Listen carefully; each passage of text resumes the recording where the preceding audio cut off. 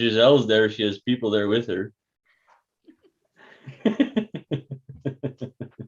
Bonsoir, bienvenue to the municipality of French River, our special council ZBA meeting. So we need a motion, a call to order. So I need a mover, Dave, and a seconder, Randy. All in favor? So adoption of the agenda, 2.1, resolution to adopt the agenda. So I don't think there's any additions to this. So I need a mover. Randy, seconded by Rick. 3, disclosure of pecuniary interest. I don't believe there is any to declare. So we'll continue on to 4.1, zoning bylaw amendment application. So this evening, there is a public hearing scheduled for one zoning bylaw amendment. The application number ZBA 21-08 FR- George Cochine and Carol Rochon. The Planning Act requires that a public hearing be held before council decides whether or not to pass a zoning bylaw amendment. The public hearing serves 2 purposes. First, to present to council and the public the details and background to a proposed rezoning, and second, to receive comments from the public and engage these before a council decision is made. Monsieur Dumont will provide a summary of the application. From there, the applicant will be requested to make a presentation via live webcast, followed by questions from the public via live webcast, either in favor or against the proposal. Council will then have the opportunity to question the applicant, the director of planning, or anyone giving presentations. The zoning bylaw amendment will then be considered by council later this evening. Or actually during this, at the end of this meeting, we will consider this application. Monsieur Dumont, would you please advise how public notice was provided? I'm going to take myself off mute. There we go. So notice of public hearing was posted in the municipal office and was sent by mail to the assessed owners within 120 meters of the property subject to the proposed zoning bylaw amendment, and to those persons and agencies likely to have an interest in the application. The notices were sent on May 6th, 2021, being over 20 days prior to this evening's meeting. Included with the notice was an explanation of the purpose and effect of the proposed zoning bylaw amendment and a key map showing the location of the subject property. I now declare this portion of the hearing to be a public hearing to deal with application number ZBA 21-08 FR, George Cochine and Carol Rochon. Monsieur Dumont, will you please summarize the purpose and effect of the proposed zoning bylaw amendment and provide any additional information and correspondence relevant to the application? So just to give everyone a little bit of context, when this process started with the Sudbury East Planning Board. So this started back in February, early February. They reached out to us, the owners, and they wanted to pursue a severance application. This is basically how the entire conversation started. So from there, we had some correspondence back and forth, and from there I provided a detailed summary outlining what steps would need to be taken in order to achieve supportability for the severance. So we are here tonight to look at the land use. Also, to give you a little bit of context, the severance application was held on June 10th, which was last Thursday. Renee and Dave were both present for that meeting, so they understand the context of this application that I'm presenting for the remainder of council this evening. So the severance application was approved by the planning board on Thursday. And so this evening, we're just focusing on the land use, and I'll kind of expand on that, what I mean by that. So the lands are located on the south side of Highway 64. It's approximately 215 meters from Highway 64. It's about 215 meters from the subject property, to give you an idea. West and east of the subject property are predominantly rural and residential rural uses. There's an existing building nearby in the area, and that's RDH Mining Equipment Limited. It's adjacent to the subject property to the west. Subject lands are, like I said, predominantly in that residential context. At the time for the Sub-East Planning Board, because the applications kind of go hand in hand, the severance was to create a residential rural lot. So at the time, the individuals wanted to retain approximately 3 hectares or just over 3 hectares and have a frontage of approximately 115 meters. And that parcel of land would be presently vacant. In terms of what they wanted to sever out, it's just a little bit smaller. It's about 0.93 hectares or just over 2 acres to give you perspective on that.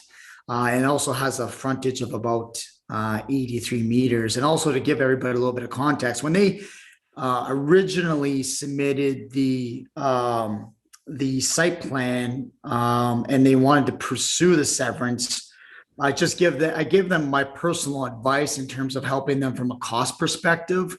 What I mean by that is typically when you go do a survey, you survey always the piece of land that's going to be severed out. So originally when they came to the board, I looked at it, and what they originally wanted to do was actually sever out the larger piece, the piece that's 3 to 4 hectares, and they wanted to keep their house and their 2 detached garages, which is just about 2 acres. So I said to them, well, I'll just get you some advice. And so that led to them actually changing or swapping out the severed and the retained. So that way, when they do get to the end of this process, they're only going to survey their house, which is about 2 acres instead of like 12 acres. So that's going to be significant in costs when you do a survey. So that kind of happened behind the scenes. So they listened to my advice, and we are where we are today, and it was supported. And so as a result of the severance, they are just here this evening to rezone their property, which is a single family home, like I said, 2 detached garages. And they also have a shed on their property. And the remainder will also be zoned accordingly too. So it's kind of going to be one blanket of residential rural, but 2 properties under that same kind of zone. As for agency comments, the municipality of French River had no objection to the severance at the time. And in terms of conditions, like I said, whenever we do a severance application, always reach out to the municipality to see if there's any conditions that are applicable, not to the zoning, but more strictly for the severance. So Melanie had provided me that parkland dedication, municipal drains, and any road transfers were not applicable for the severance. In terms of Ministry of Transportation, I had to reach out to them. So again, part of that process is me reaching out to my contacts at the ministry so that I can get the approval, because at the end of the day, you don't want to create a lot which you don't have access to. So this is a provincial highway. So prior to even entertaining any severance, you want to engage with MTO, which I did part of this process, and they provided supportive comments. So from there, then we move forward with the severance application, knowing that when it's all said and done, MTO, for the new lot, will have no issues issuing an entrance permit for that residential property. So we did get supportive comments from them. Also did receive supportive comments from Sudbury District Health Unit. Again, whenever you create a lot, you need to ensure that when it's time to build, that you are able to get a septic system approved from the health unit. And you want to be in a situation where these approvals are in place. So when the time does, say, for example, I'm interested in the lot and I want to buy the lot, and then I want to build a house. Well, I don't have to worry about the health unit saying no to me, because part of this severance process and zoning process, it's already taken care of. And Bell Canada had no concerns with respect to the application. Hydro One also had no concerns. In terms of the public, we didn't receive any phone calls or emails, so no issues there. So overall, the application this evening from a land use perspective, which we're changing from rural to residential rural, can be supportive with respect to our provincial legislation as well as our local policies, specifically the official plan for the planning area as well as the zoning bylaw. Thank you, Matt. So the application is not present, therefore there will not be a presentation made tonight.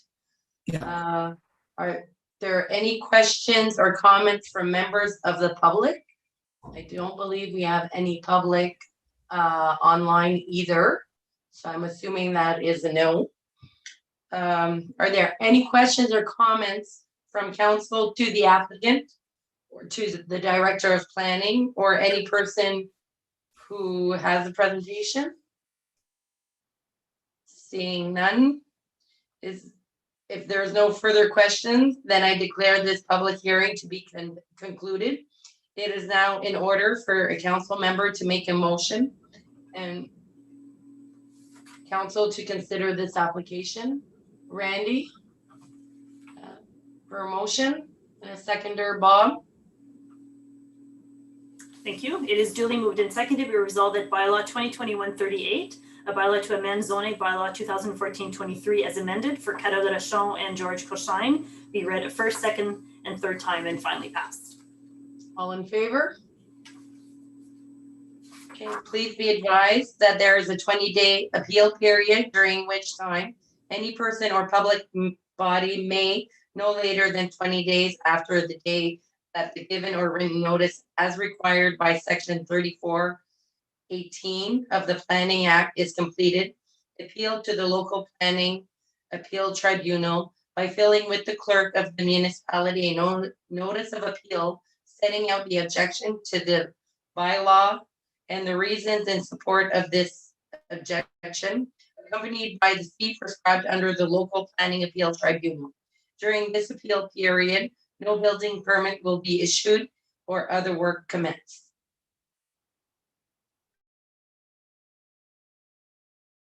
I need a motion, a mover and a seconder for the adjournment. Can I get a mover? Richard, seconded by Dave. All in favor? So please. That's it, Amel? Yes. Okay, so now we're gonna have to log off and log back on for the regular council meeting. So we'll see you in a few